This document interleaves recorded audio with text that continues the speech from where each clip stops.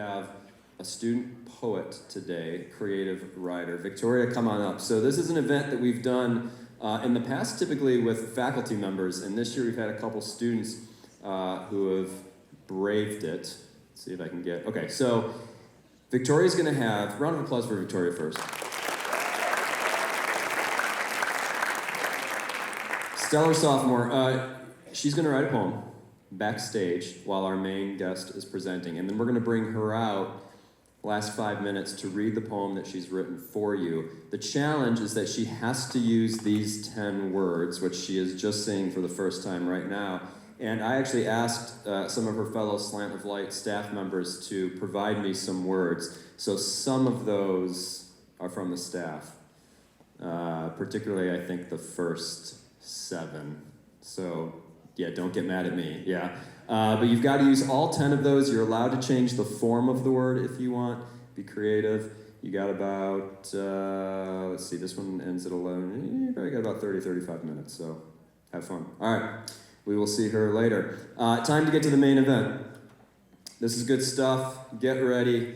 Our featured guest today is a prolific, best-selling author of primarily graphic novels and comic books, but he'll tell you about some of the film and TV stuff he's done as well. And he most often works in the genres of science fiction, fantasy, and horror.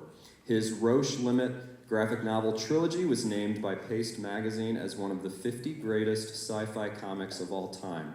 His debut novel, Black Star Renegades, was cited as one of the best science fiction books of the year by the Chicago Review of Books and was also an Audie Award finalist. He's local to Chicago. He probably had to battle traffic to get here. We're very thankful he's here. Please welcome Mr. Michael Moreci.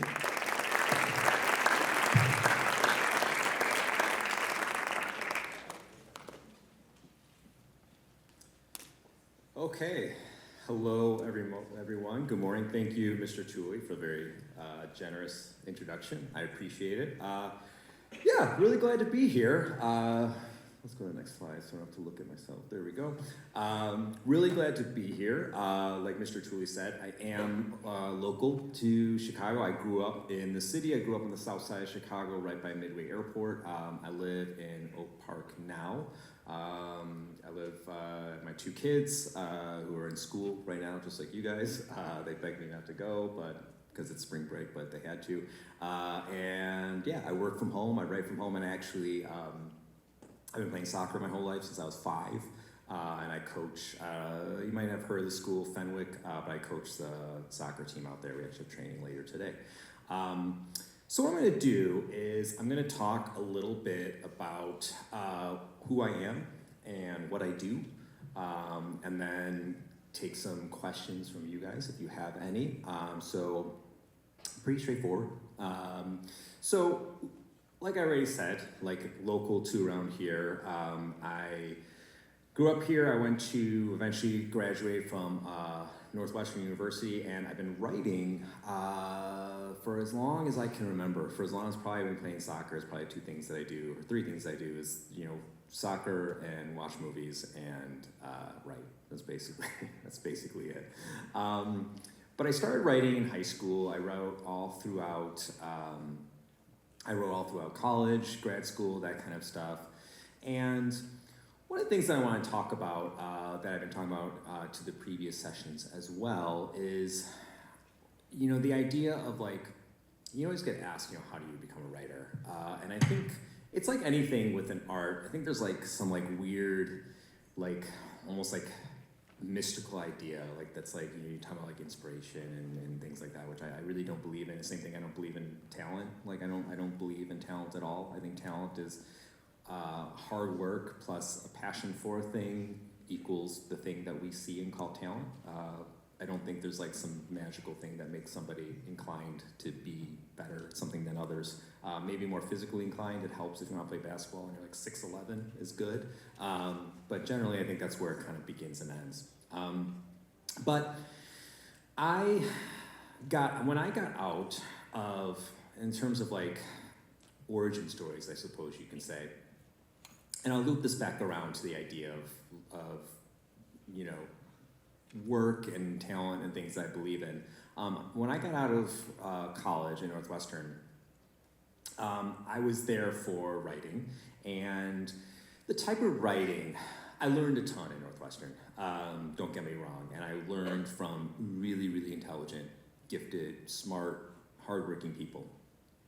But when I got out, the type of thing, well actually, let me backtrack, the things that they taught and the type of writing that they did there was like, you know, I guess you'd say like capital L literature. Like it wasn't comics, it wasn't like genre, it wasn't sci-fi, it wasn't that. It was like the type of, you know, books that are like taught in school and win awards and things like that. And that is not my thing, you know. I discovered it wasn't my thing. I tried to make it my thing, and I think I learned a ton by just being around it, but it wasn't my thing. And then the moment I got out, I was like, oh God, thank God, I'm done with that. I want to go do what I want to do now. And I worked previously in film and TV for a while. I was making my own film. This is a little bit before Northwestern, and I was working as a PA for HBO, and PA is a production assistant, which is like the absolute worst job on set. Like you're just getting coffee and making copies and fetching things for people, and it's not the best. I also work for really unpleasant people. So I got out of it. Part of me still has regrets about that, not sticking with it when I wish I should have. But anyway, went to Northwestern, got out, got done with the like capital L literature stuff, and I was like, well, I don't want to do that. So what do I want to do? And that's, I love comics as well. So I basically just started writing comics. And that dovetails with the idea of like, you know, how do you do this thing? Like, how do you become like a novelist or a filmmaker or a painter or a poet or whatever the case may be? And my personal philosophy is that you just go and do it. You know, like there's, you know, I'm not the first person. I didn't invent this idea, you know, I certainly didn't think of this, but there's, you know, the Malcolm Gladwell idea, the 10,000 hour rule, where it's like it takes 10,000 hours to become proficient at a thing, to become good at a thing, you know, whether that thing is being a soccer player, a basketball player, learning an instrument, or learning to write well, whatever the case may be. It takes a really long time, and you just got to go and do it, you know. It's like the saying, again, that I mention a lot, is like the fake it till you make it. Which I think people perceive as being a little bit more cynical than it is, because it's not about being inauthentic. Fake it till you make it is like, if you just go and start doing the thing, you'll eventually find that you're doing the thing. You know, like, if you're like, well, I want to go be a soccer player, and soccer players train 3 hours a day, 4 times a week, okay? Just to give some sort of number. So I'm going to go train 3 hours a day, 4 times a week, and I'm going to keep doing that. And I'm going to act like a soccer player. What happens, at some point, you just learn that now you are a soccer player. You're not mimicking a soccer player. You've just become one by just doing what it is that the person does, and by the repetition and the time and the commitment and the dedication. And that's really what I have discovered when I got out of Northwestern. I've discovered my whole career. There's nothing that replaces just, you know, not just saying hard work, because I don't want to make it sound like it's grueling or like, oh my God, all you gotta do is work and grind away. It's not that, because it's not work if you enjoy it. If you enjoy training 3 hours a week, if you enjoy writing every day, then it's not grueling and it's not very hard work. It's fun and it's enjoyable. But what the idea is that it's the commitment and the dedication and just doing it. And eventually you find that other people realize that you're doing it, and they'll say, wow, well, this person, I know this person is a filmmaker, and I need a film. I need someone to work on this. I didn't mention this in this the past presentations, but it made me think of this. My friend Kevin Lau, who's a young guy that I've hired for a number of things for film projects. He's, oh gosh, he's got to be in his early 20s, and he works so hard. This kid wants to be a filmmaker, and he works, and he's always just writing and working on sets and producing movies now, and being, you know, doing lights. He'll do anything just to be involved and to get the experience and to meet new people. And I think about him anytime I have something. I'm like, oh, Kevin can do it. And he has positioned himself, though, to be in my mind, right? Because he's just doing it. He's out there doing it, and there's nothing to replace that. Like, what that commitment gives you is that it gives people trust, and they know, like, oh, this person is at least adequate at what they're trying to do, and they're available, and they're willing, and they're clearly passionate. So they come to mind when I need something, and that's what you want, is that for people to think of you as this thing. So I started writing comics more and more, and I was learning how to do it. I hadn't really done it before. I had to learn, like, okay, what does a comic book script look like? Like, what is this actually, what is the function here, I had to, like, learn, like, what is the industry like? Like, actually, besides, like, reading a comic, like, how does this work? How does an actual comic book get made? And what is the process like? And who are the people behind it? And through that process of writing scripts and doing everything that I can do, learning what the industry is, I started meeting more people, and I started, like Kevin, like, which I was probably around the same age as Kevin. Like, people started to realize, like, oh, like, this is what I do. And after I got a few things published and kept, kind of built some momentum, and the smaller things led to things that were a little bit bigger, which led to things that were a little bit bigger, and so on and so forth. I got opportunities to do bigger things because I was known as being this certain person and doing this certain thing. Now, jumping ahead a lot, because I know we don't have time to go through, my entire life story, which I don't know if anybody wants that anyway. I've gotten to the point now that it's pretty cool, and I'm pretty glad. Like, I get to write for big properties like Stranger Things. I've written for them. I believe I have written 3 graphic novels. This is the latest. This is called The Voyage. And if you're not familiar with, like, how this kind of thing works, so let me backtrack for a minute. So there's, like, in comics, you can create your own. Excuse me. You can create your own. And that's called literally a create your own project. And I've mainly done that. Like, I've created stuff like called Barbaric, Mr. Truly mentioned Roche Limit, Waste of Space, The Plot. I've done quite a few stuff that is my own creation.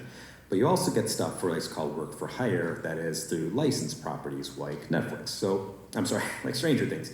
Now, Stranger Things is licensed through Netflix. And what that means is that Netflix, because alongside the Duffer Brothers, who are the people who actually created Stranger Things, they control the rights. So nobody else can do anything with Stranger Things without Netflix's permission. They are the legal right holders of this IP, which IP is intellectual property.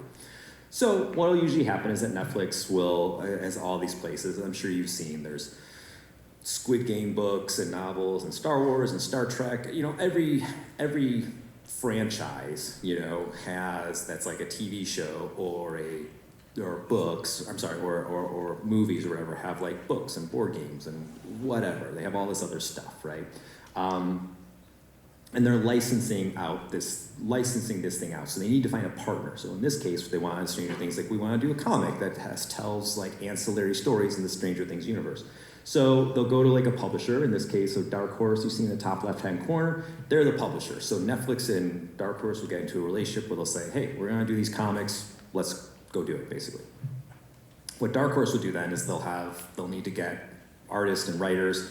They'll bring in writers for what's called a bake-off. And what a bake-off is, they bring in a bunch of writers and they say, like, hey, we're gonna do some Stranger Things comics, do you have any ideas? Pitch us. Throw us some ideas. So a bunch of writers will throw them some ideas, and they'll pick the best one. They'll pick their favorite. I was lucky enough in the Bake Off to get chosen. There was a couple writers because they've done a few different books, but I was one of them. And then you're off to the races and you're going. It's the same thing with, like, Star Wars. It's the same thing with so Dick Tracy's actually a little different, because instead of the licensor, which is Tribune Company, going to a publisher, I actually hold the rights.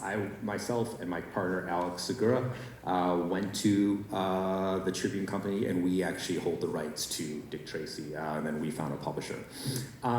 Excuse me.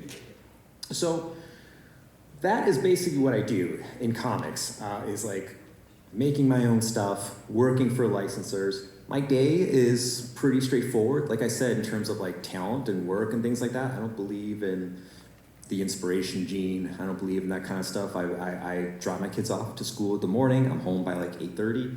I sit at my desk. I work until school's out, which is, like, 2:30, 2:45. And that's my work day.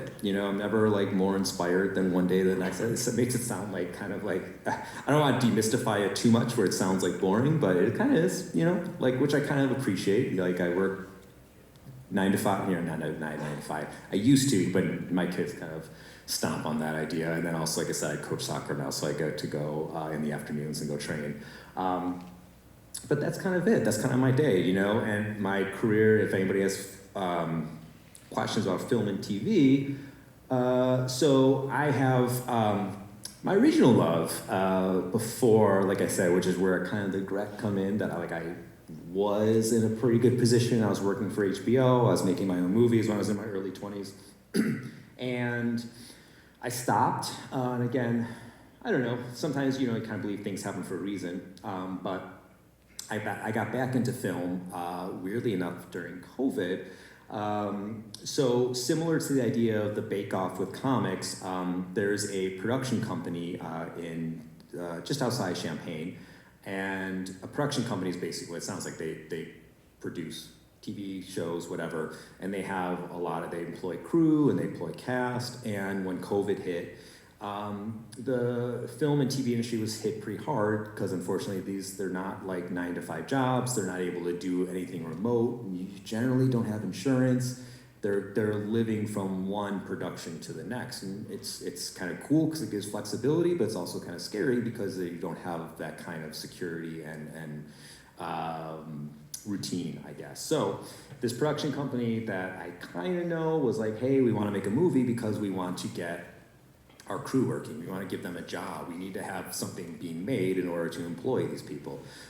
So they got in touch with writers that they knew, one of them being me, and they're like, hey, we want to make something, so pitch us some idea, something that we can make with COVID restrictions, like meaning small, not a lot of cast, limited location, like really, really small. So myself, and it was actually my buddy Tim, pitched them this idea. It worked, and that movie became Revealer, which came out on AMC and Shudder like 3 years ago, I believe.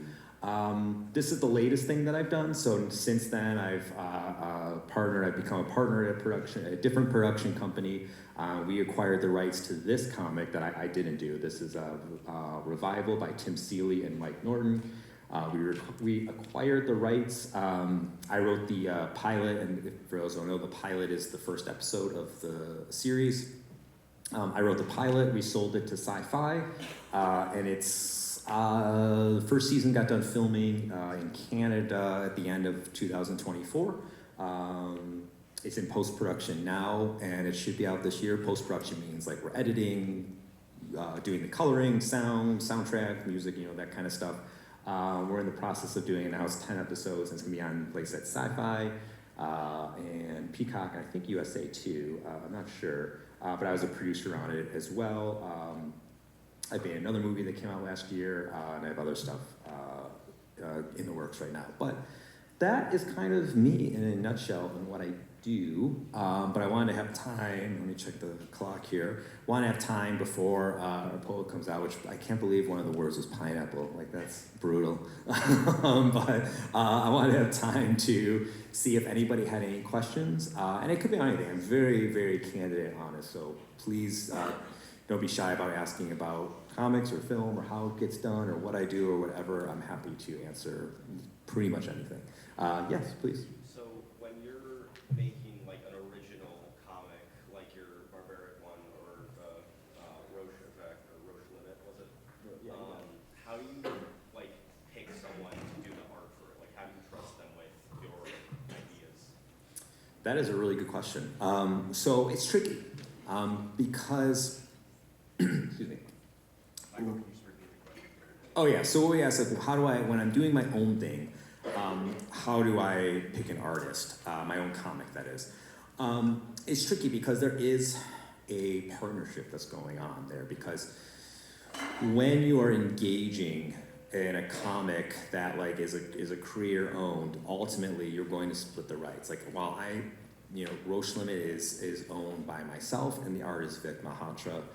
Barbaric is controlled by myself and Nate Gooden, who is the other artist, who's the artist on that. Also, for anybody baseball fans, he's the nephew of Dwight Gooden, if anybody knows him. So anyway, you want to find somebody who's appropriate for an artistic choice, but also like somebody who is going to be reliable is one of the biggest things, because here's the problem.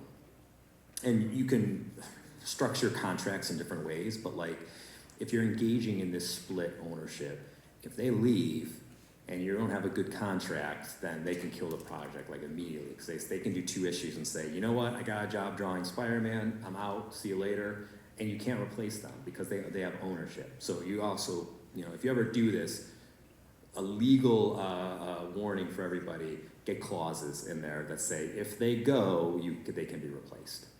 Always do that. I learned that the hard way. But you want to have someone who like you work with and you get along with, because it's a pretty close relationship. You're developing this thing together and making it together, and you're really sharing it. It's I love the collaborative process of all of these things. You know, there's a reason why I think I struggle to write novels and have done much less of that, because like it's so much a more solo endeavor, whereas comics and film are more collaborative, and you get different ideas and different thoughts and different perspectives, which is really cool and helps in every way.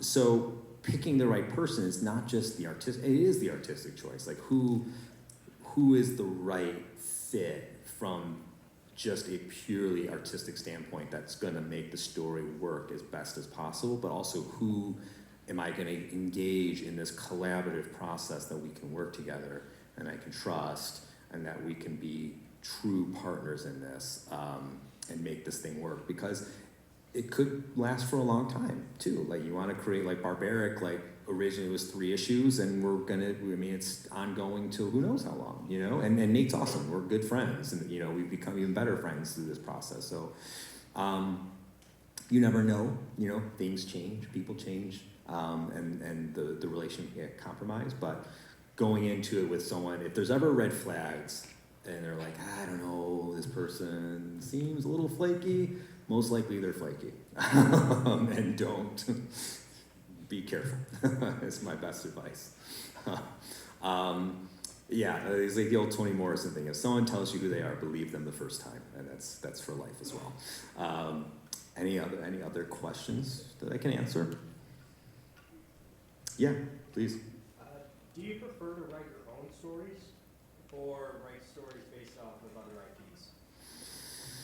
Yeah, and that's interesting. So my gut, it's always going to be my own things, but I'll tell you this, and I'll tell you why. But I'll tell you, writing things for others, like so, writing Stranger Things is like, there's some comfort in that as well, because like it's easier. Like you're like, ah, man, all the hard work's been done. This world's been made. These characters are created. You know, the audience is there. The expectations are there. I can just kind of like come in, write it, and then I'm out, and I get a paycheck, and I'm done. And that's kind of awesome. Now, creating your own thing becomes a little more complicated and a little more labor intensive, because now you are creating the world, and you're creating the tone, and going to the other question, you're finding collaborators and the right collaborators, and you know, that also goes with the right publisher as well. Like, who do you want to work with? Who do you not want to work with? So there is more work to be done with doing your own. But on the other end, like one, far more rewarding, you know, is more enjoyable. You get to do your own thing. You get to create your own thing, which is, I find, more satisfying. From a purely like business standpoint, higher threshold for what you're gonna earn. I was explaining this in the last session, like, so let's say I'm writing for Stranger Things, let's say, and I create a character who ends up being in the show. This didn't happen, this most likely will never happen, but let's just say, okay? And that character ends up being on the show, and then they make books about this character, and there's a spin-off about this character, and this character I created, I get nothing. Never. Like, you don't get any sort of like ownership or sharing of ideas or IP. So if I create it and I'm a work for hire, which is what you are for Star Wars, Stranger Things, whatever the case may be, if I create it, it's theirs. Like, so, and you're going in there, you know that. Like, I know, like, if I make these things, and you're inevitably gonna make something because that's how you're gonna make the narrative work, it belongs to them.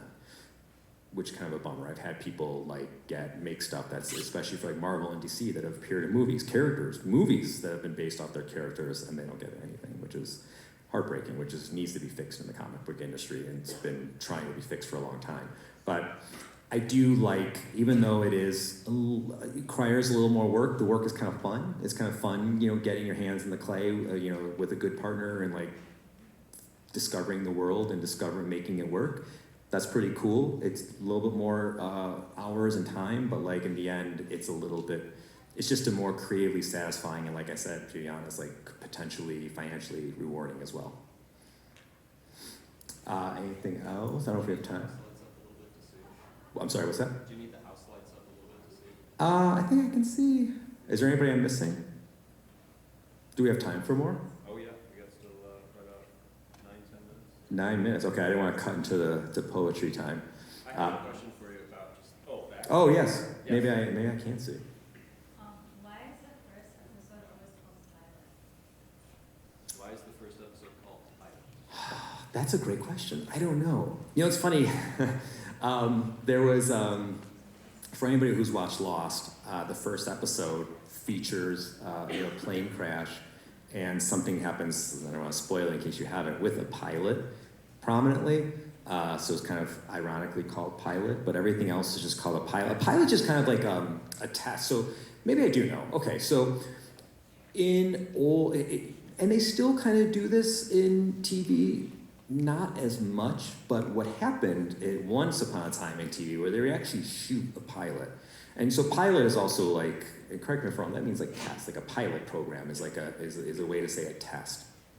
So before, not so much anymore, and I'll explain what kind of changed, but before they would actually shoot the first episode, they would totally make it, and they would screen it, so like, let's say like ABC paid for a certain TV show, a pilot, the first episode, 30-minute episode or hour episode. They pay for it to be made, and they would screen it for producers, advertisers, investors, things like that. And then they would decide, are we going to make more of this and air it? So it's kind of interesting because like there's all these like legendary pilots of shows that got made, like I don't know if anybody knows this, David Lynch. He made this great movie called Mulholland Drive, and there was actually originally a pilot that failed that now like exists in like lore basically. So you make these pilots as early as like not the 90s, like, and it would be decided like, are we going to make more? And if we make more, then we got to put it on the air or whatever the case may be. Now streaming has kind of changed that because they're really, while there are pilots, there's always the first episode. It doesn't exist in the way, media doesn't exist in the way it used to, in that like you would get like the first episode, you'd watch it on, then it's on every Wednesday, came on Wednesday at 8, and then it's gonna be on next week, Wednesday at 8. So the pilot would kind of determine whether you're gonna stick around or not and wait the next week for it. The way it is now is like most of these shows now, it's changing a little, but most of them are just like 10 episodes and they're all on. I don't know how like, for example, like Revival will work. If they're going to release it all at once or if it's going to be put out, a couple at a time, I'm not sure. But it really was like a test. I think if I had to guess, they called it the pilot because those early days where it was actually like a test for, like I said, the executives, investors, things like that, who they then decide like, are we going to go forward with this or are we not? I think that's why the term is just kind of stuck around. It's kind of antiquated, I guess, by this point, but I would guess why it was called pilot, because it was a test. So yeah. I have a question. Sorry. Yes, no, please. You said earlier that when you were younger, you just really liked writing comic books. Mm-hmm. If someone said to you, like, write a short story right now, what's the main difference between liking to write comics versus liking to write a short story, for example? Like a short, like all prose, like. Yes. I struggle with prose, to be honest. Like I can sit down, and maybe this is because of habit and routine, but I can sit down. It's funny because I'll talk to people who will say like, I have friends who are novelists who are like, oh my God, scripts are so hard, and I'm like, what? Like writing prose is so hard. There's so many words, like I find for whatever reason my brain is just kind of wired for, I'm a child of like, latchkey kid who watched, latchkey kids, for those who don't know, like when you're a kid, there'd be a key hidden in the latch that like that's how you got in because parents were never home at a certain point, and you were just left to your own devices. Not literal devices because we didn't have devices, but like your own, your own life basically. And I watched a ton of TV. I watched I watched a ton of movies. Through my whole life I've watched, I don't know, I actually keep a spreadsheet of like how many movies I watch. I catalog, and I've done this for years and years and years of like how many movies I watch every year, and it's a lot. An alarming amount probably. But the language of like TV and movies have always made sense to me. I get like commercial breaks and I get like act breaks and I understand that, and it's so much more formatable, and in my head I kind of get like that format. I get the structure. Where like a short story or a novel, like, yeah, we'll definitely have like a structure, 3 acts or sometimes 5 acts depending on how you really want to look at things. But like my brain, like not just the prose and the word choices, but it's like, well, how does the structure work though? Because a novel could be 300 pages, it could be 700 pages. A movie's gonna be like 90 minutes, right? You're gonna have like 90 minutes, so the math for like scripts and film are like a minute a page is generally how it works. So like 90 pages is usually gonna be about 90 minutes. So like I can say like, okay, well, I get the math, I get the structure. Where like the free form of like novels like almost like just confounds me, So like it becomes so much. It's like when you can do anything, like it almost becomes like I become paralyzed by the choice and the bigness of it. Like, oh God, this short story I can write something that's 5 pages or maybe it's 50 or I don't know, and and it just doesn't work as much for me. I would like to, I want to do more novels at some point. As I'm getting older, it's becoming more appealing. So I need to learn it better. But I think there's something about like the comfort of like the known structure that makes it easier for me to navigate. And plus, it's just I watch too much TV, so it's melted my brain in some way. But great question, Dave. Yeah, that's awesome. Anything else? There's one in the back right. Oh, sorry. Thank you. Yes. Yep, back there, with your hand up. I can see it. Oh yeah, go for it, shut it up. Oh, yes. I hate to make you talk about it, think about it, but do you have any insights on like what generative AI people do to get That's no. I'm happy to think about it. I am never, I don't know. I'm never like a sky is falling person. I think if I had, if every time in my career that the industry was supposed to end, it ended, it would have been over many times by now. I'll tell you what, my friend said it best. Like, I'll tell you some good things and some realistic things. And my friend said it best. He's like, listen, I want to take credit for this because this is what he said. He was like, AI is going to happen. It's real, it's here, it's coming, it's gonna get better. But the reality is like, I don't think it can totally, recreate a writer's experience, what a writer can do, the humanity, all that kind of stuff. Will it write some of like, to be frank, like Netflix slop? Probably, like those bottom barrel shows that you watch kind of while you're folding laundry. Will AI take those jobs? Probably, but like, who cares, to be honest? Like, no writers are on there or really wanting to do that anyway. Like, I don't want to be cavalier about it, but like, if those jobs go away, like, I'm not going to lose much sleep over it, to be honest. They're bad to begin with, so let them be bad by computers, whatever. In my lifetime, will it really get good enough to replace like, the really great stuff that like Academy Award winning stuff? Like, I don't, not in any of our lifetime, but so a lifetime, a generation or two from now, I don't even know what to predict, But there are some good things to it. So for example, there's a film that my production company is looking to make where, long story short, there's like technology that AI enables you to have that is generating backgrounds, and it's not quite green screen. It's a little bit more complex than that. So this script that we have is a period piece, and a period piece would generally be prohibitive to make because it's too expensive.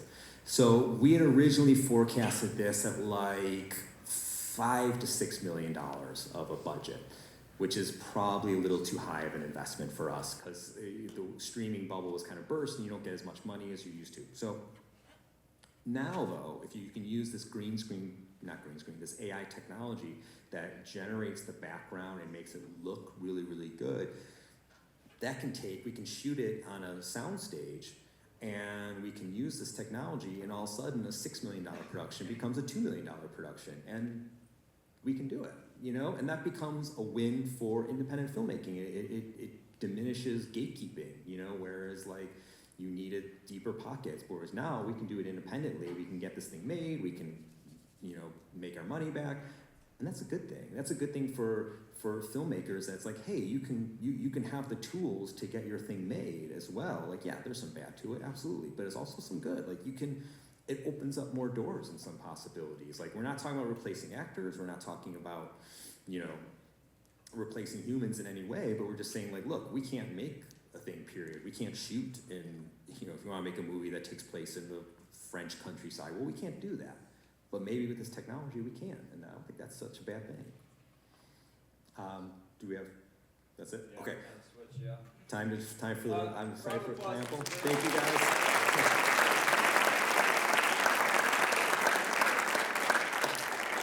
All right, switching gears a little bit into poetry. Victoria, come on up. And AV Booth, we'll probably need you to click on the link there for Victoria's poem. I'm going to let you take the mic. Okay. I'd like to remind you all, oh, wow, okay. I'd like to remind you all that these words were not chosen by me, and I did just see them, and they were a little difficult to work with, but that's what made it fun. Okay. My sky. A look to the twinkling stars allows reflection for the heart. The phantom feelings that once flew and soared high above the clouds all but knew they would come to an end. What was once thought to be love and care, sweet as a pineapple, is now empty and bare. Yet the weight I carry is posthumous. Unfortunately for my soul, this is but a postulate. The stars have seen my woes, as I have separated from friends but not from foes. Even though at dawn they shall disappear, my thoughts are not yet clear. It's only a matter of time till the sun shall rise. Here on this broad rock, I will wait for the vermilion sky. Before you all now, behind this podium I stand, having carried both my pen and heart in hand.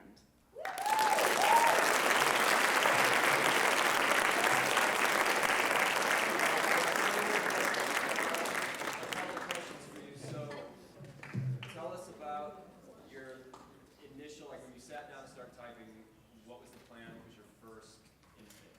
So before I came here, I was like, oh, I'm gonna write about spring and the weather, and then I saw the words, I was like, this has nothing to do with spring. Because I saw vermilion, and then I saw like, I don't know what other words, broad and twinkling, I think, so I was like, ooh, the sky, sunset, dawn. And yeah, essentially, that's the first thing that came to mind, and that's what I kind of ran with. And did you feel like that was a finished piece there, or what would you do next if you could? If I had more time, I'd probably do something more with pineapple. I did not like how I threw in pineapple. It was just kind of awkward. Maybe figuring out what the definition of posthumous meant. I had to like Google it, and then I still don't really understand the definition of it. But yeah, definitely like spending more time with the words and trying to combine them in like a better way, I guess. Okay, so I noticed, if we go back to the poem by any chance, I want to say the first stanza, was that like, all right, let's see, so you do have a rhyme in there, right? But then it seemed like you were going into definite rhyme. Yeah. What were your thoughts with that? I was just like, what's the easiest thing I can do, like, to make it sound better? And I was like, oh, let's just throw in some rhymes. And then most of it, like, I think most of the stanzas have, like, true rhymes in there. I don't think any of them really have slant rhymes, but yeah, most of them have rhymes just because I really did not know what to write. But It sort of worked out, I guess. I'm not 100% sure. Any questions from you guys for Victoria? Anything you want to ask her? Yeah, go for it. What's with the crossed out word in the title? That's an excellent question. I was like, oh, this is a poem about the heart, and then I was like, no, it's about the sky, and then Mr. Tulip came and got me, and I didn't have time to fix that. But if you think it works, then that was intentional, actually, for sure. Yeah, go for it, Ms. Singleton. Do you write a lot of poetry? Is this your preferred type of creative writing, or is there something else you prefer? I don't do a lot of creative writing unless I have a prompt, a really good prompt. And if I do creative writing, it's stories. Poetry, I thought that I liked it a lot, and then I didn't, but now it's I'm okay with it. It's fun. We still got 30 seconds. Yeah, way over there. Hi, Victoria. Hi, Ashley. Did you do any thing to practice for this? Did you look up a random word generator or anything? Absolutely not. I should have. That's good advice. All right, here's your final question. Would you do it again? Or would you recommend other students do it? Yeah, it's a lot of fun. I mean, personally, I just find these things fun where it's you have no idea what you're getting into. When Tuli told me about it, I was like, sure, let's do it. What's the worst that can happen? And the worst thing that can happen is you get the word pineapple. And that's not that bad at the end of the day. So I would do it again, and I would recommend if other people are interested in something like this for them to do it as well.